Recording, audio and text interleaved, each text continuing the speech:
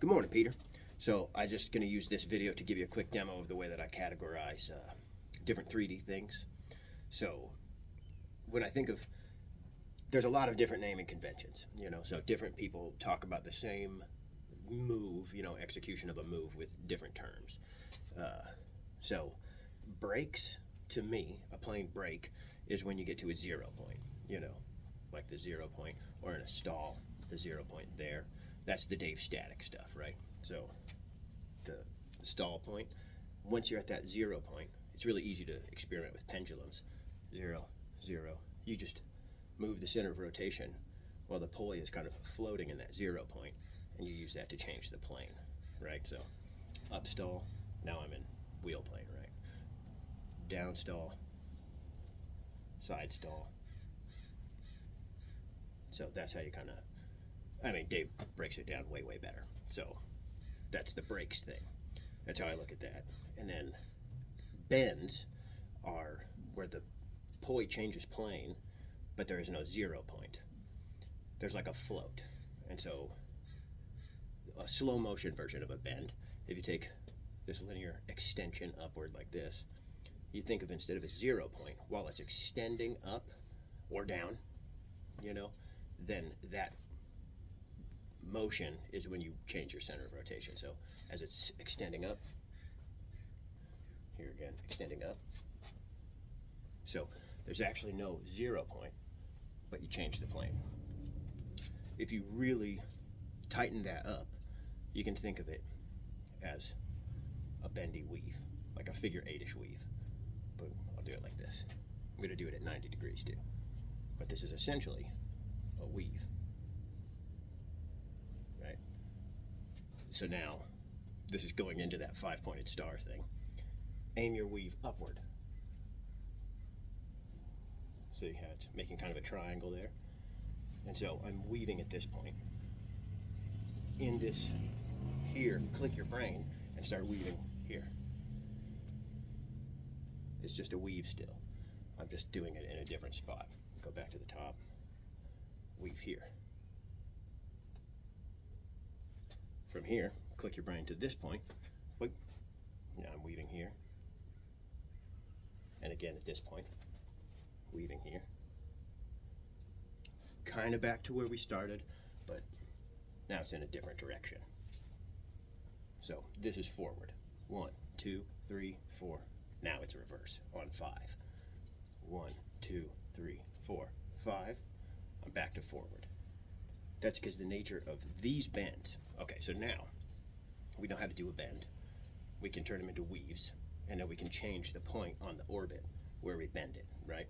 You can also bend at the same point of the orbit, which is, let's say, here, and here again, and here again. This is your iso bend, what people call the iso bend.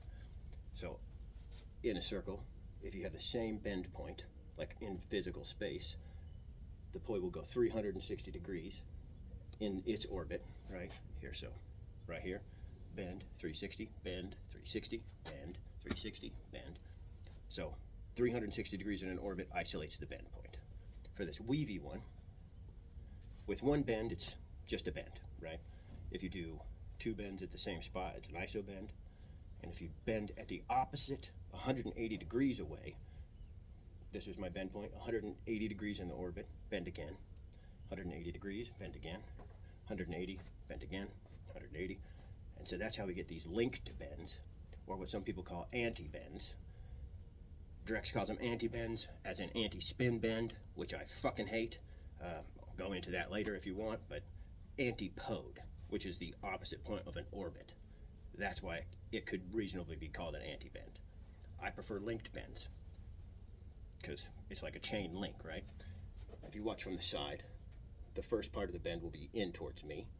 I bend, now the orbit's out. I bend, in, I bend again, out, I bend, in, out, in, out, in, out, in, out. They alternate like chain links. Adachi calls these unicursal, because when you take a single line and make a star, that's like a unicursal star. You can make unicursal, like here's a 6-pointed star with a single line.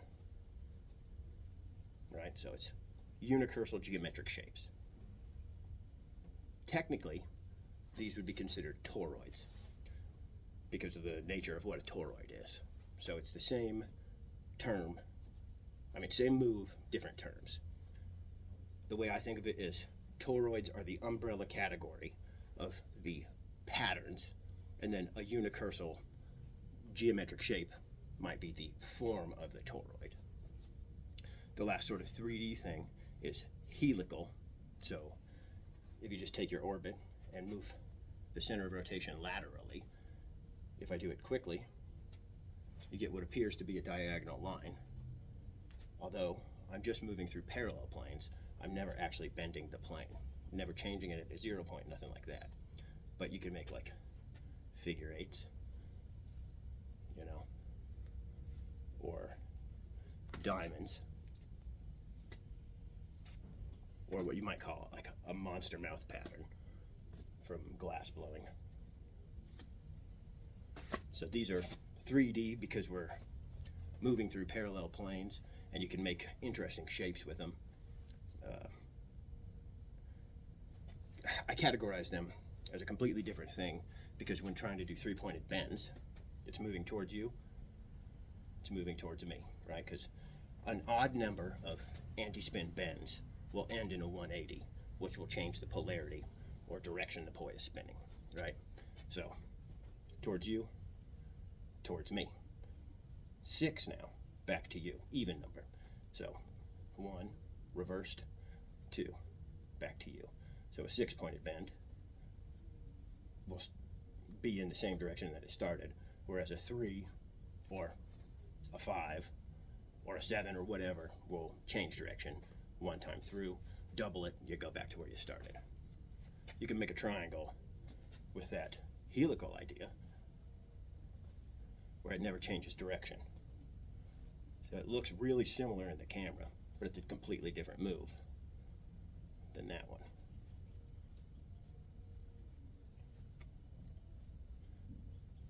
Could you tell when I switched? So, that's the general way I categorize these things. To slow down, so you can do it real small, that 5, all the different unicursal stuff.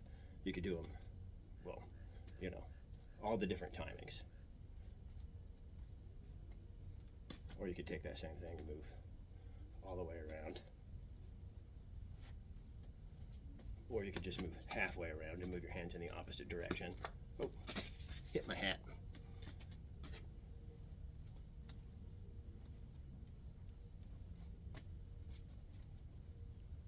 There's like an extraordinary number of variations to these things. I'm going to upload this and send it to you.